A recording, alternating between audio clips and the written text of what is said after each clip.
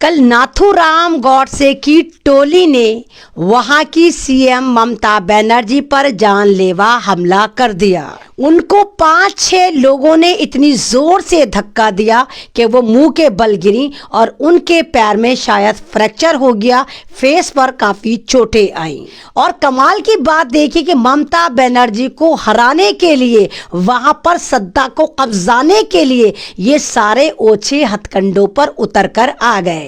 तो मिथुन चक्रवर्ती ईमान फरोश जो फिल्मों में अपनी बहन को बचाने या दूसरों की बहनों को बचाने गुंडों से लड़ता है, वो खुद गुंडों के साथ चला गया कि मामला तो घर का है।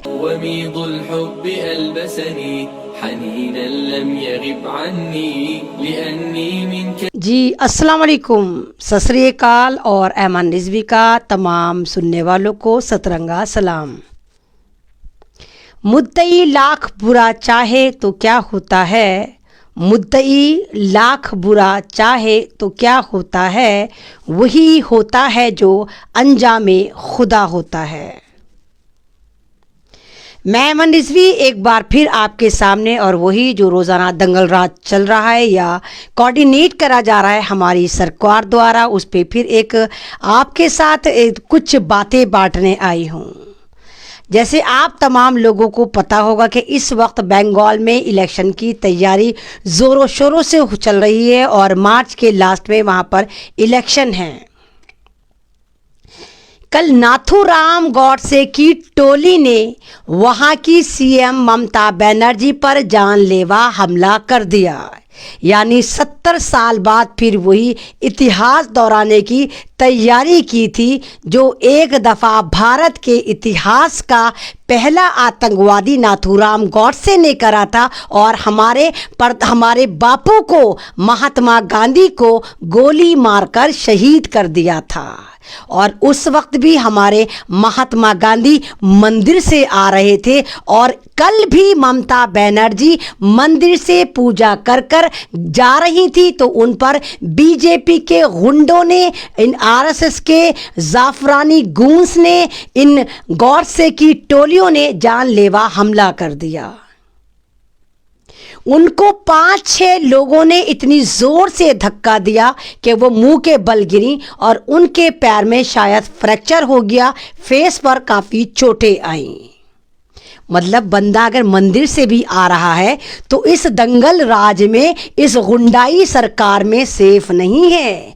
किसी भी तरह ये सत्ता के भूखे, ये हरीस लोग, ये आतंकवादी लोग हर तरह से सत्ता पे काबिज होना चाहते हैं, अच्छे लोगों को मारकर भारत में दंगल राज मचाना चाहते हैं। नंदीग्राम एक जगह है जहां पर इस बार ममता बनर्जी ने अपना पर्चा भरा है। पर्चा भरने के बाद वो मंदिर गई थी और मंदिर के बाद जैसे ही वो वापस आ रही थी तो कल युग के नाथूराम गॉडसे की टोली ने ममता बनर्जी पर जानलेवा हमला करा। कमाल की बात है गोबर भक्तों, कमाल की बात है, अजीब किस्म की फौजों, शर्म तुमको मगर नहीं आती। ममता बनर्जी एक औरत है और तुम सारे के सारे जितने भी अजीब किस्म की बटालियन है, नरभक्षियों की टोली है, उस एक औरत पर हमले कर रहे हो। वैसे तुम नारी माता की जय करते हो, नारी शक्ति करते हो, भारत माता बोलते हो, बेटी बचाओ बेटी पढ़ाओ करते हो, वो कौन सी औरतें होती हैं? और कमाल की बात देखिए कि ममता बनर्जी को हराने के लिए, वहां पर सत्ता को कब्जाने के लिए ये सारे ओछे हथकंडों पर उतर कर आ गए। यही काम नहीं चला तो हमारी फिल्म इंडस्ट्री का 3rd class C class movie का ठरकी एक्टर काला कौवा, जो खुद को बोल रहा है, मिथुन चक्रवर्ती को उठाकर लेकर आ गए। वो मिथुन चक्रवर्ती जिसने जिंदगी में एक लफ्ज भी खुद नहीं बोला क्योंकि फिल्मों में काम करता था, इनको स्क्रिप्ट देखने की इतनी आदत हो गई कि वो वहां पर भी स्क्रिप्ट में देखकर ही बोल रहा था। उसने कहा मैं काला कौवा हूं जो बीजेपी के पेड़ पर अभी आकर काएं काएं कर रहा हूं। कमाल की बात ये, वो सभा को संबोधित कर रहा था और उस सभा में भारत के प्रधानमंत्री नरेंद्र मोदी जी भी बैठे थे। वहां इस काले कव्वे ने बोला, मुझे मरावा सांप मत समझो, मैं तो किंग कोबरा हूं जो लोगों को डस जाता हूं। सही कहा तूने मिथुन चक्रवर्ती, तू वाकई किंग कोबरा है, क्योंकि भारत की जिस जनता ने, जिन फैन ने, जिन तेरे चाहने वालों ने तुझे दूध पिला पिला कर मिथुन दा बनाया, तेरे मंदिर बनाए, उन्हीं लोगों को तू डसने की बात करता है। तू उम्र के आखिरी दौर में है और तूने अपनी जहन्नुम पक्की कर ली। तू तो मरने की कगार पर है, बुढ़ा हो चुका। जिस भारत ने तुझे सर पर बिठाया, उस भारत के लोगों को तू डसने की बात करता है। तूने अपना कैरियर भी खत्म करा, अपनी इज्जत भी खत्म करी, साथ साथ तूने अपनी फैमिली की भी इज्जत खत्म करी। शायद आपको पता नहीं होगा, मिथुन चक्रवर्ती जो ड्रामे करता था फिल्मों में कि हर फिल्म में इसकी बहन को गुंडे लेके चले जाते थे रेप करने और ये फिर उनसे लड़ता था। लेकिन रियल लाइफ में जब इसके बेटे ने एक औरत का मुसलसल रेप करा और वो प्रेग्नेंट हो गई, तो इसने और इसकी बीवी ने उसका जबरन अबॉर्शन कराया। अब बीजेपी को तो पता है कि भाई हमारा तो रेप पे कॉपीराइट है। मिथुन दा की हिम्मत कैसे हुई कि इसके बेटे ने रेप कर लिया? बीजेपी ही का तो इख्तियार होता है हर लड़की को लूटने का, रेप करने का। बीजेपी के मंत्रियों को तो पता है ये वाली बात कि भारत में जितने रेप होंगे उस पे हमारा इख्तियार है। और ये मिथुन चक्रवर्ती वही गद्दार है जिसको ममता बनर्जी ने राज्यसभा से सन 2014 में टिकट देके इस किंग कोबरा को पार्लियामेंट में घुसाया था या बिठाया था। ये दलाल अपने बेटे को बचाने के लिए फौरन का फौरन बीजेपी में चला गया, क्योंकि बीजेपी ने कहा या तो हमारी पार्टी में आ जा, हम तुझे फौरन क्लीन चिट दे देंगे। क्योंकि हमारा इतिहास रहा है, चाहे वो चिन्मयानंद हो, चाहे वो सेंगर हो, चाहे कोई और नेता हो, हम रेपिस्टों को वेलकम करते हैं और रेप की फाइलें ऐसे गायब कर देते हैं। उल्टा हम उन लोगों को ही मरवा देते हैं जिनके साथ रेप हुआ होता है। उस लड़की को, उसके खानदान को हम नक्शे से मिटा देते हैं। तो मिथुन चक्रवर्ती ईमान फरोश जो फिल्मों में अपनी बहन को बचाने या दूसरों की बहनों को बचाने गुंडों से लड़ता है, वो खुद गुंडों के साथ चला गया कि मामला तो घर का है, अब तो मेरे बेटे ने रेप करा है, मुझे ही उठाकर ले जाओ। और बीजेपी वाले मिथुन चक्रवर्ती जैसे गद्दार को, किंग कोबरा को, काले कव्वे को उठाकर ले गए ताकि इसका बच्चा, इसका बेटा, इसका अय्याश रेपिस बेटा बच सके।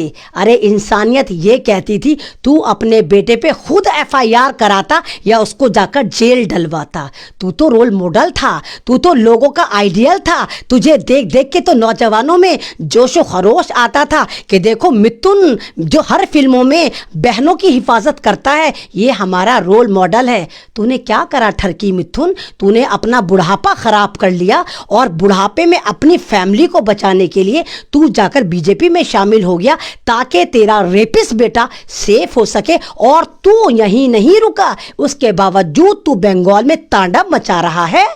तू ममता बनर्जी को हराने के लिए किंग कोबरा बन रहा है। ये हाल है इस दंगल पार्टी का। और ये यही नहीं थमे, स्ट्रीम मीडिया का हाल देखिए, वो तो जलालतपन में और भी आगे पहुंच चुकी। अभी वहां पर नरेंद्र मोदी की रैली हुई, रैली को इन्होंने बहुत कामयाब बताया। दूसरी रैलियों के फोटो खींच खींच के वीडियो बना बनाकर स्ट्रीम मीडिया ने, गोदी मीडिया ने चलानी शुरू कर दी। लेकिन जब सोशल मीडिया पर ये वाली बात वायरल हुई कि ये रैली इनकी नहीं थी, तो सुधीर चौधरी जी न्यूज़ का चोर चकार वो कहता है भाई हमने अपनी रैलियों में सोशल डिस्टेंस का ख्याल रखा।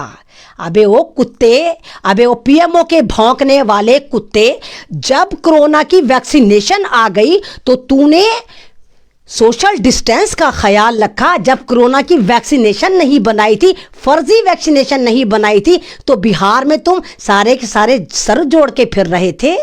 क्या खूब बात है, कोरोना को तुम आपदा बनाकर यूज कर रहे हो कि बस किसी भी तरह बंगाल में हम कब्जा कर ले, वहां की सीटों को लूट लें।